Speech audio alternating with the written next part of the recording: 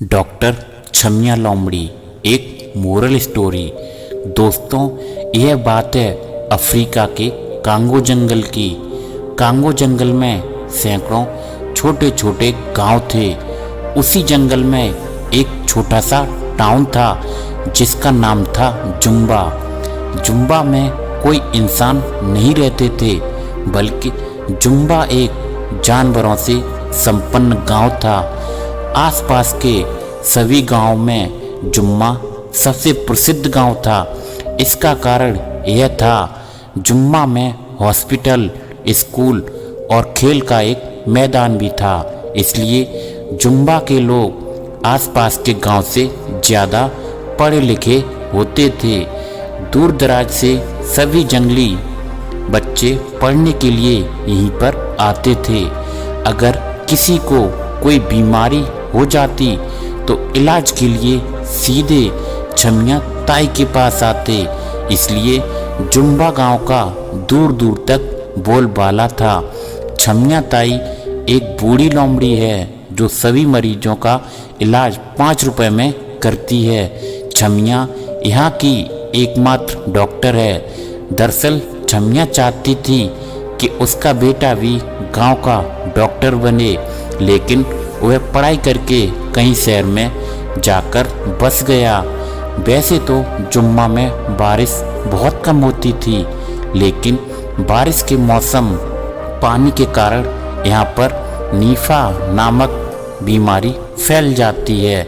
Nipah बीमारी यहाँ के जानवरों के लिए एक महामारी से कम नहीं थी। अब की बार नीफा का प्रकोप कुछ ज़्यादा ही था। छमिया लोमड़ी ने लैब में टेस्ट करके बताया कि नीफा बूढ़ों लोगों के लिए सबसे ज़्यादा खतरा देगा, उनकी जान भी ले सकता है। छमिया ने गांव के सरपंच भालू से बात कर सभी जगह पोस्टर लगवा दिए।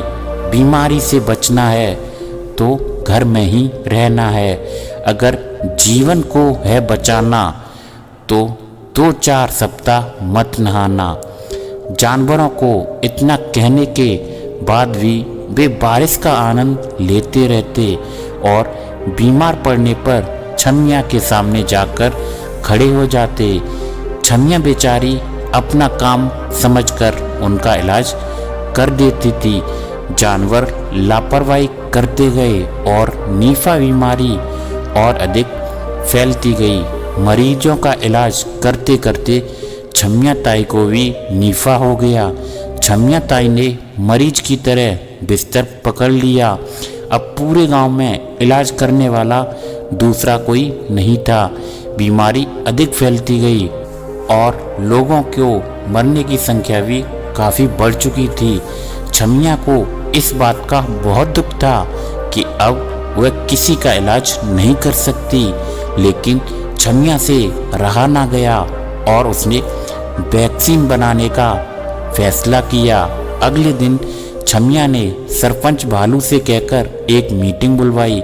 छमिया ने कहा, मैं बहुत जल्द इस बीमारी की वैक्सीन बनाने वाली हूँ, लेकिन मुझको इसके परीक्षण के लिए 3 लोगों की ज़रूरत पड़ेगी।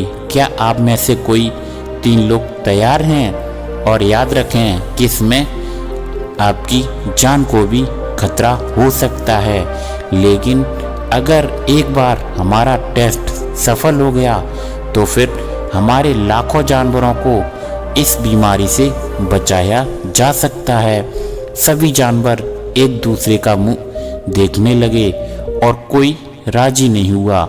छमिया को बुरा लगा, लेकिन उसने ठान लिया कि वह लोगों को इस तरह मरने नहीं देगी।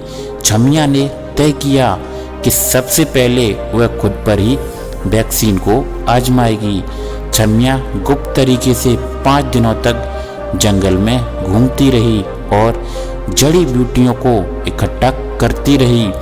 जड़ी बूटियों को लेकर वह हॉस्पिटल में आई और उसने एक दमदार वैक्सीन का निर्माण किया। दरअसल दमदार को लेने के बाद कोई भी जानवर 4 घंटों के लिए गहरी नींद में सो जाता है। अगर 4 घंटों के बाद नहीं उठा तो यह टेस्ट फेल हो जाएगा। छमिया ने अपने बेटे और गांव को एक पत्र लिखा और कहा कि अगर दवाई लेने के बाद मैं नहीं उठी तो सभी गांव वाले मुझे माफ़ कर देना। मैं आपको इस बीमारी से नहीं बचा पाई। मेरे बेटे से कहना कि सच्ची भलाई में किसी प्रकार का लालच नहीं देखा जाता है। अगर तुम गांव में रहकर लोगों की सेवा करोगे तो तुम्हें इन गरीब लोगों की सेवा का पुण्य मिलेगा। छमिया लोमड़ी ने ये लिखकर खुद को दमदार का डोज लगा दिया और एक कपड़ा ओढ़कर सो गई।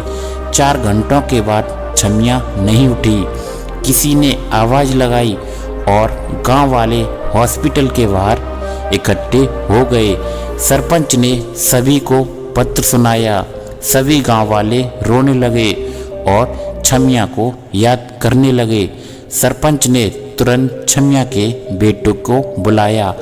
आधे घंटे में उसका बेटा वहां आ गया। लेटर पढ़कर वह भी रोने लगा। उसने वादा किया कि वह अब कभी गांव को छोड़कर नहीं जाएगा।